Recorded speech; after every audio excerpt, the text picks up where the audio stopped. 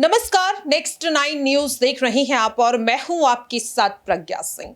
Azad Samaj party के अध्यक्ष और भीम आर्मी के चीफ चंद्रशेखर आजाद उत्तर प्रदेश की राजनीति में एक उभरता हुआ चेहरा है जो लगातार सत्ता से सवाल पूछते हुए नजर आ रहे हैं और सत्ता से सवाल जिस तरह से चंद्रशेखर आजाद पूछ रहे हैं इसके लिए वो मुश्किलों में भी घिरते हुए नजर आ रहे हैं।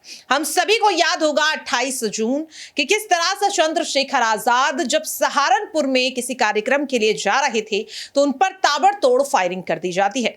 इस हमले में चंद्रशेखर आजाद घायल हो जाते हैं और उसके बाद उत्तर प्रदेश की सियासत काफी ज्यादा गर्माती हुई दिखाई दी। साफ तौर पर सूबे के मुखिया पर सवालों की बौछार विपक्ष करता हुआ नजर आया। अब क्या वाकई में एक बार फिर से योगी सरकार सवालों में घिरने वाली है? क्या चंद्रशेखर आजाद पर हुए हमले का योगी सरकार या फिर उनके मंत्रियों से कोई कनेक्शन है? आखिरकार ये सवाल क्यों उठ रहा है? इसी सवाल को हम समझने की कोशिश करेंगे और यहां पर मेरे साथ मेरे सहयोगी अबरार हैं। अबरार, चंद्रशेखर आजाद ने आज ये बयान दिया है कि उनकी जान पर खतरा अभी भी मंडरा रहा है।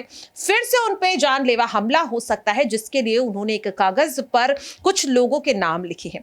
सवाल यह है, क्या वाकई में चंद्रशेखर आजाद की जिंदगी पर कोई खतरा है या फिर उत्तर प्रदेश की सियासत में उनकी चर्चा कम होने लगी थी और फिर चर्चा में आने के लिए उन्होंने ये बयान दिया है?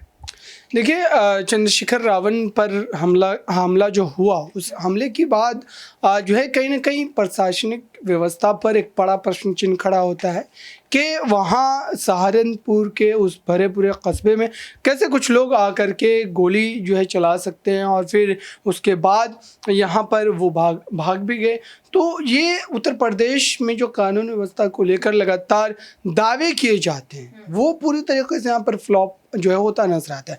अब जहाँ तक दूसरे हमले की बात की जा रही है, चंद्रशेखर रावण जो आगाह कर रहे हैं या फिर जिन लोगों के नाम लिखे गए हैं कागज़ पर, तो जाहिर सी बात है कि थ्रेट का जो मामला है लगातार भारत में बढ़ रहा है। कई और वीआईपीज़ को जो इस तरीके के थ्रेट दिए जाते हैं, लेकिन सवाल ये है कि अगर एक बार किसी व्यक्ति विशेष के खिलाफ इस तरीके के हमले को अंजाम दिया जा चुका है तो उसके बाद सरकार ने इस पूरे मामले को कितनी ज़्यादा संजीदगी से लिया है, इस पर जो है सरकार के जो बड़े आला अधिकारी हैं वो इस पर किस ढंग से जो है कार्रवाई की है और कार्रवाई अगर हुई है वाकई सही मायनों में तो फिर इस तरीके की आवाज़ें क्यों उठ रही हैं। जहाँ तक उत्तर प्रदेश में फिर से एक बार चर्चा में आने की बात है तो देखिए, उत्तर प्रदेश में इस समय इतना तय है या देश भर में कि दलित के चेहरे के रूप में एक युवा चेहरा चंद्रशेखर रावण के रूप में जो उभर रहा है और लोग उन्हें पसंद कर रहे हैं। खास करके दलित समाज जो है उनको एक नए मसीहा के तौर पर देख रहा है, क्योंकि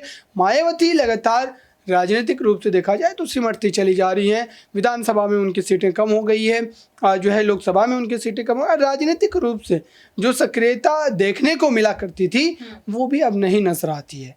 तो मायावती के विकल्प के रूप में चंद्रशेखर रावण खुद को स्थापित करने में कहीं ना कहीं जो है कामयाबी ज़रूर हासिल की है। और अब जो है विधानसभा या लोकसभा के चुनाव होने वाले हैं उससे पहले चंद्रशेखर रावण अगर इसी तरीके से लगातार राजनीति में सक्रिय रहे तो जाहिर सी बात है कि इसका काफ़ी बुरा असर मायावती की सियासत पर पड़ता नजर आएगा। वाकई में देखिए, यहाँ पर अबरार ने जिस तरीके से कहा कि चंद्रशेखर आजाद पर हुए हमले के बाद मायावती की चुप्पी, उनका कुछ ना कहना कई तरह के सवाल खड़े करता हुआ नजर आ रहा था और उसी से जुड़ी हम आपको एक खास रिपोर्ट भी दिखाने की कोशिश यहाँ पर करने वाले हैं कि किस तरह से चंद्रशेखर आजाद पर हुए हमले को लेकर उनके समर्थकों में खास तौर पर गुस्सा देखने को मिला और किस तरह से बीते 21 जुलाई को चंद्रशेखर आजाद के समर्थक दिल्ली पहुंचते हैं और अपनी नाराजगी को जाहिर करते नजर आ रहे हैं। क्या कुछ कहते हुए नजर आ रहे हैं चंद्रशेखर आजाद के समर्थक? सुनिए जरा। तो दर्शकों, देखिए, आप मेरे पीछे देख सकते हैं कि किस तरह से लगातार चंद्रशेखर आजाद उर्फ रावण को अपना समर्थन देने के लिए यहाँ पर लगातार तादाद जो है वो बढ़ती हुई दिखाई दे रही है। यहाँ पर किस लिए आए, क्या मांगे आपकी? हमारी मांग है कि आदरणीय बड़े भाई चंद्रशेखर जी पे जो हमला हुआ है उसकी सीबीआई जांच हो और आदरणीय चंद्रशेखर भाई को Z+ सुरक्षा मुहैया कराई जाए। लेकिन यहाँ पर देखिए, पहले ही तो उत्तर प्रदेश के डिप्टी सीएम कह चुके हैं कि चंद्रशेखर आजाद को सुरक्षा दे दी जाएगी, लेकिन Z+ सुरक्षा की आखिरकार क्यों मांग की जा रही है?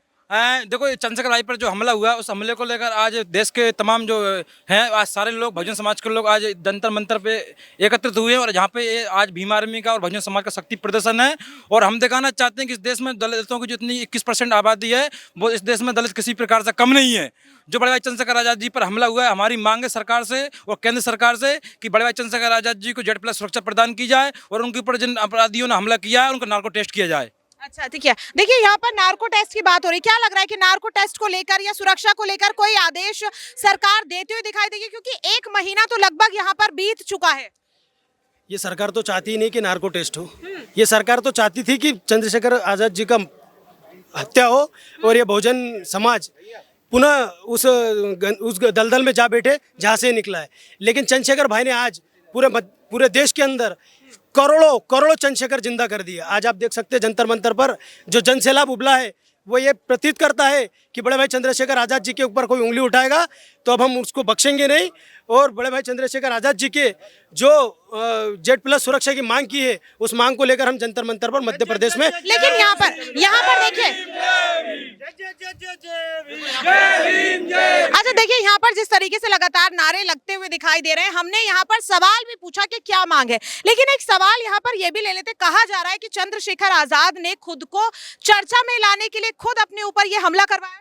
देखिए चंद्रशेखर आज़ाद जी हैं वो सस्ती लोकप्रियता के आदी नहीं है। उनकी जो लोकप्रियता है उनके काम से उनकी पहचान है, उनके संघर्ष से उनकी पहचान है। और ये संघर्ष सड़कों पर आके ये संघर्ष करना पड़ता है जब ये पहचान मिलती है। तो जो लोग भी ये बात कह रहे हैं वो इसलिए कह रहे हैं कि हमारे नेता पर उंगली उठा के उसको बदनाम किया जा सके। अच्छा कौन बदनाम कर रहा है यहाँ पर? यहाँ पर भाजपा और RSS और कांग्रेस के लोग हमारे नेता को निरंतर बदनाम करते हैं। लेकिन कांग्रेस पार्टी ने तो सीधे सीधे चंद्रशेखर आज़ाद पर हुए हमले को लेकर के निंदा किया और साथ ही यहाँ पर राज्य सरकार से सवाल भी किया। तो ऐसे में कांग्रेस पार्टी कैसे जिम्मेदार हो सकती है? देखिए उनकी कथनी और करनी में अंतर है। जिस प्रकार गिरगट रंग बदलता है ना उसी प्रकार ये मनुवादी। लेकिन राहुल गांधी हो, प्रियंका गांधी हो, तमाम कांग्रेस के नेता जो है इस मामले में पार्टी इस देश में जो तमाम पार्टियां हैं जिनका ब्राह्मणीकरण जो लोग सत्ता चला रहे हैं वो सारी बहुजनों के प्रति उनकी मानसिकता खराब है। लेकिन चंद्रशेखर आज़ाद ने अभी हाल ही में भरतपुर में एक दौरा किया था। इसके बाद 20 अगस्त को भी वो एक यहाँ पर रैली करने वाले, जिसे लेकर साफ तौर पर कहा जा रहा है कि चंद्रशेखर आज़ाद जो है वो कहीं ना कहीं कांग्रेस के साथ उनके रिश्ते लगातार बेहतर होते हुए दिखाई दे रहे हैं। भाई इससे कैसे भाई ये साबित हो सकता है? बड़े भाई चंद्रशेखर आज़ाद जी ने घायल होते हुए में भी राजस्थान के भरतपुर में सभा की और उसके बाद उनको लगा कि डॉक्टरों ने मना किया आप सभा नहीं कर सकते, आने जाने से ट्रेवल करने से मना किया, इसलिए उन्होंने दूसरी सभा नहीं की। और कांग्रेस बीजेपी जो भी अन्य पार्टी अन्य दल है उनसे भीम आर्मी समाज पार्टी का कोई संबंध नहीं है, क्योंकि भीम आर्मी समाज पार्टी बहुजन समाज की आइडियोलॉजी पर चलने का काम करती है। अच्छा देखिए साल 2024 में चुनाव होने वाले और चंद्रशेखर आज़ाद पर जो हमला हुआ है, क्या उसके बाद दलित वोट बैंक या फिर यूं कहे जो पिछड़े वर्ग का वोट बैंक है वो बीजेपी के पाले में जाता हुआ दिखाई देगा? बिल्कुल नहीं, कभी भी नहीं जाएगा। कभी भी नहीं जाएगा। तो क्या लग रहा है कि साल 2024 में मोदी लहर खत्म होती हुई दिखाई देगी उत्तर प्रदेश? बिल्कुल मोदी लहर खत्म हो रही है, चंद्रशेखर लहर आ रही है। जो 2014 में मोदी लहर आई थी वो उसका काम खत्म हो चुका है। अब लहर जो आएगी वो चंद्रशेखर आज़ाद की लहर आएगी। तो देखा आपने कि बात का प्रमाण ये पूरी बहुजन समाज है। हम लोग नहीं कह रहे ऐसे कोई हवाई में हम सोशल मीडिया के माध्यम से हवा उड़ा रहे हैं। ये तमाम आज देश में यहाँ पर लोग जो अपने जेब के खर्चों से अपनी मेहनत की कमाई से आज यहाँ लाखों की संख्या में यहाँ पर लोग जुड़े हैं। जो 12 फरवरी को भोपाल में जो लोग जुड़े हुए थे उससे भी कई गुने आबादी में यहाँ पर लोग जुड़े हुए हैं। तो इससे साथ प्रतीत होता है कि आने वाला समय बहुजन समाज के लोगों का है और आने वाला बड़े भाई चंद्रशेखर आज़ाद जी का समय है। वाकई में देखा आपने तो देखा आपने किस तरह से इन लोगों का साफ तौर पर कहना है कि जब तक इनकी मांगे पूरी नहीं हो जाती हैं ये वापस लौट कर जाने वाले नहीं हैं। अब ऐसे में देखना यही होगा दर्शकों के क्या वाकई में चंद्रशेखर आज़ाद को लेकर जो मांग यहाँ पर भीम आर्मी और उनके समर्थक यहाँ पर लगातार करते हुए दिखाई दे रहे हैं, क्या वो पूरी होती हुई देखी जाएंगी। फिलहाल के लिए इस खास रिपोर्ट में इतना ही, बाकी ऐसी ही तमाम अपडेट्स के लिए आप सभी देखते रहिए नेक्स्ट 9 न्यूज। नमस्कार। तो देखा आपने किस तरह से साफ तौर पे चंद्रशेखर आज़ाद के समर्थकों का ये दावा है कि मायावती और चंद्रशेखर आज़ाद अब भी एक साथ हैं। उनके बीच ये जो खाई है वो जबरदस्ती कहीं ना कहीं योगी सरकार करने की कोशिश कर रही है, लेकिन उन्हें कामयाबी नहीं मिलेगी। और इसी को लेकर के सवाल मेरा अगला यहाँ पर अबरार रहेगा कि चंद्रशेखर आज़ाद के समर्थकों का कहना है कि मायावती और चंद्रशेखर आज़ाद एक साथ हैं और जबरदस्ती दोनों के बीच दरार पैदा करने की कोशिश की जा रही है। क्या आपको भी लगता है, क्योंकि अगर वह वाकई में दोनों नेता एक साथ हैं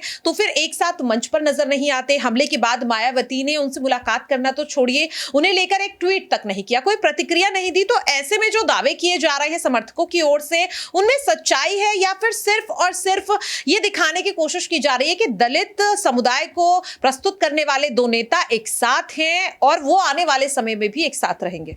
देखिए, बिल्कुल जो है इस समय भले ही इस तरीके की खबरें लगातार आम हो रही है कि दोनों ही नेताओं के बीच कहीं ना कहीं दूरी बढ़ रही है, लेकिन इतना तय है कि उत्तर प्रदेश एक बड़ा राज्य है और वहाँ पर जो भी राजनीतिक घटनाएं होती हैं, चाहे वो किसी व्यक्ति विशेष को लेकर के हो, राजनीतिक पार्टी को लेकर के हो, उसकी चर्चा पूरे देश भर में होती है। तो ऐसे में अगर इंडिया गठबंधन में भी इन दोनों चेहरों को नहीं लिया गया है तो उनको कहीं ना कहीं उत्तर प्रदेश में अपनी सीटों को लेकर के, अपनी राजनीति को लेकर के एक स्थिति जो स्पष्ट करनी ही पड़ेगी। फिलहाल उत्तर प्रदेश में इसमें ऐसा नहीं लगता कि ये जो मायावती और चंद्रशेखर रावण एक साथ एक मंच पर आते नजर आएंगे और वोट बैंक को बिखरने से वो बचा पाएंगे। वाकई में देखिए, साफ तौर पर अबरार का भी यही कहना रहा कि चाहे कुछ भी यहाँ पर दावा चंद्रशेखर की तरफ से किया जाए, उनके समर्थकों की तरफ से किया जाए, लेकिन एक बात साफ है कि उत्तर प्रदेश की राजनीति में जब से चंद्रशेखर लगातार उभर रही है, इससे कहीं ना कहीं मायावती को बौखलाहट हो रही है। कहीं ना कहीं वो इस बात से घबरा रही है कि दलित समुदाय को प्रस्तुत करने वाला अगर एक और नेता आ गया तो कहीं ना कहीं उनका वर्चस्व कम होगा और वोट बैंक के लिहाज से भी उनको एक बड़ा झटका लगेगा। अब देखना होगा कि दूसरे हमले को लेकर चंद्रशेखर आजाद ने जो बड़ा बयान देकर कहीं ना कहीं सियासत को गरमाने का काम कर दिया है, इसके बाद आखिरकार अब योगी सरकार का किस तरह से इस पूरे मामले पर बयान सामने आता है। हालांकि आपको क्या लगता है कि चंद्रशेखर आजाद ने जो बयान दिया है, क्या वाकई में उनकी जिंदगी पर कोई खतरा है या फिर वो सिर्फ और सिर्फ राजनीति में चर्चा का विषय बने रहने की कोशिश कर रहे हैं? अपनी राय कमेंट बॉक्स में जरूर शेयर करें। फिलहाल के लिए इस खास खबर पर इतना ही। बाकी ऐसी ही तमाम अपडेट्स के लिए आप देखते रहिए नेक्स्ट 9 न्यूज।